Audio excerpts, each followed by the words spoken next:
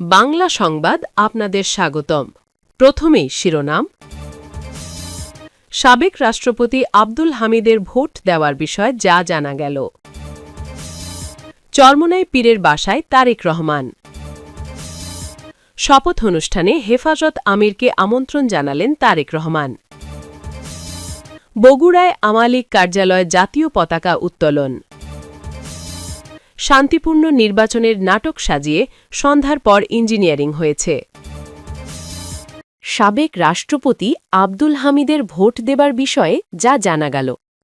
দীর্ঘ ১৫ বছর পর ত্রয়োদশ জাতীয় সংসদ নির্বাচনে সাবেক রাষ্ট্রপতি মোহাম্মদ আব্দুল হামিদের ভোট দিয়েছেন এমন একটি ভিডিও সামাজিক যোগাযোগ মাধ্যমে দেখা যায়।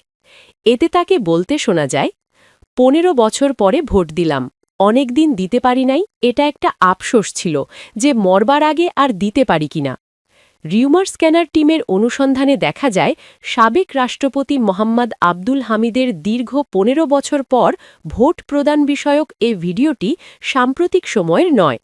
প্রকৃতপক্ষে ২০২৪ সালের দ্বাদশ জাতীয় সংসদ নির্বাচনে ভোট প্রদান পরবর্তী মিডিয়াকে দেওয়া তার বক্তব্যকে আলোচিত দাবিতে প্রচার করা হয়েছে। আলোচিত ভিডিওটির বিষয়ে অনুসন্ধানে ইলেকট্রনিক গণমাধ্যম নাগরিক টিভির ইউটিউব চ্যানেলে ২০২৪ সালের ৭ জানুয়ারি একই ভিডিওটি প্রচারিত হতে দেখা যায়। অর্থাৎ আলোচিত ভিডিওটি এবারের নির্বাচনের নয়, বরং দ্বাদশ জাতীয় সংসদ নির্বাচনের সময়কার।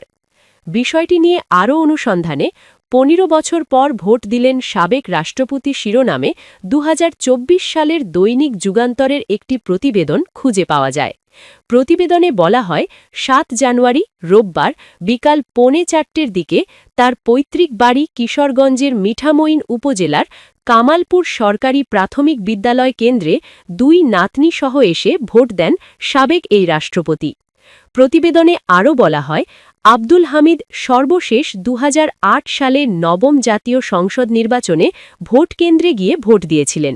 ওই নির্বাচনে কিশোরগঞ্জ ৪, ইটনা, মিঠামইন, অষ্টগ্রাম আসন থেকে আওয়ামী লীগ মনোনীত নৌকা প্রতীকের প্রার্থী হিসেবে সংসদ সদস্য নির্বাচিত হন এ প্রবীণ রাজনৈতিক।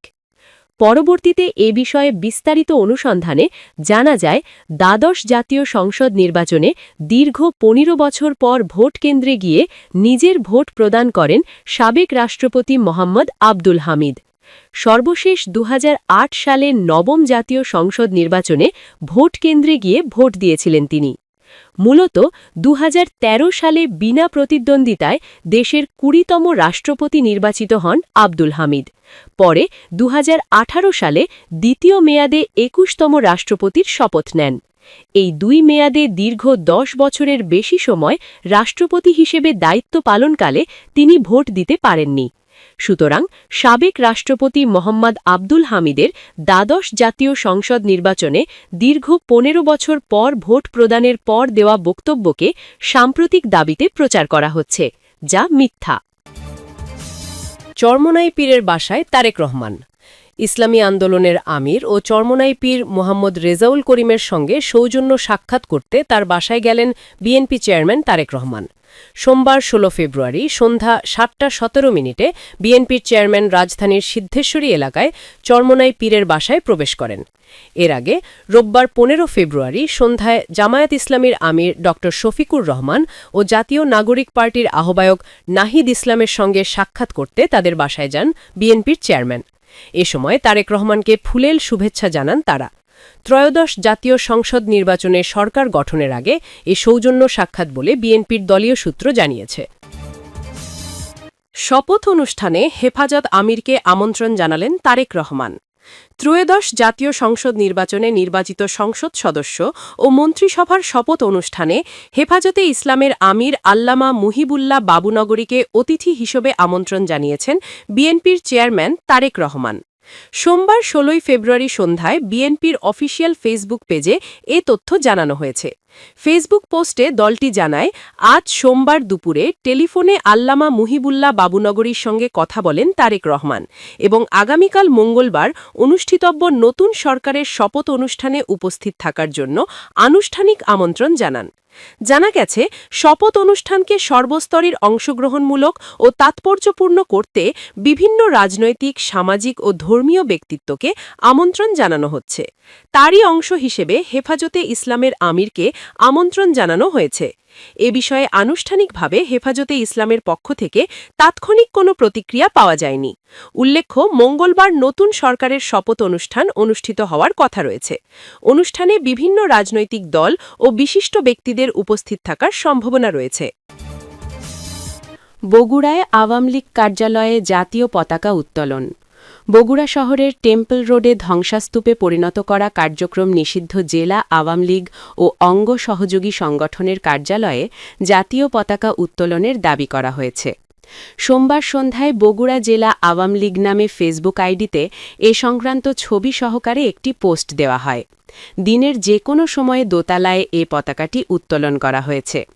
ফেসবুকের ওই পোস্টে লেখা হয়েছে, বগুড়া জেলা আওয়ামী লীগ কার্যালয়ে জাতীয় পতাকা উত্তোলন করেছেন দলীয় নেতাকর্মীরা। আমাদের কেউ দাবায়া রাখতে পারবা না। জয় বাংলা, জয় বঙ্গবন্ধু, জয় হোক দেশরত্ন শেখ হাসিনার। এ পোস্ট শেয়ার দেওয়ার পর অনেকে মন্তব্য করেছেন। রাসেল শেখ নামে একজন লিখেছেন, ইনশাল্লাহ একদিন পুনর্বাসন হবে। আজিজার রহমান তাজ নামে আরেক ব্যক্তি লিখেছেন, জয় বাংলা। গত ২০২৪ সালের ১৬ জুলাই বৈষম্যবিরোধ ছাত্র আন্দোলন চলাকালে বগুড়া শহরের টেম্পল রোডে জেলা আওয়ামী লীগ ও অঙ্গ সহযোগী সংগঠনের কার্যালয়ে হামলা চালিয়ে ভাঙচুর ও অগ্নিসংযোগ করা হয়।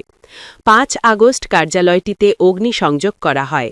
এরপর ২০২৫ সালের ৬ ফেব্রুয়ারি বুলডোজার এনে আওয়ামী লীগ কার্যালয় ধ্বংসাস্তূপে পরিণত করা হয়। পাশে টাউন ক্লাব ও সুলতান মাহমুদ খান রনি নামে জেলা আওয়ামী লীগের প্রচার সম্পাদকের ব্যক্তিগত অফিসও গুড়িয়ে দেওয়া হয়েছে। তবে আওয়ামী লীগ কার্যালয়ের পাশে বাংলাদেশ ছাত্র ইউনিয়ন কার্যালয় অক্ষত রাখা হয়। নাম ও পরিচয় প্রকাশে অনিচ্ছুক আওয়ামী লীগের অঙ্গ সংগঠনের এক দায়িত্বশীল নেতা জানান, সোমবার সকালে দলীয় কার্যালয়ে জাতীয় পতাকা উত্তোলন করা হয়। এছাড়া সন্ধ্যায় নামিয়ে নেওয়া হয়েছে। সুযোগ পেলে তারা আবারও পতাকা উত্তোলন ও দলীয় কার্যালয়ে যাবেন।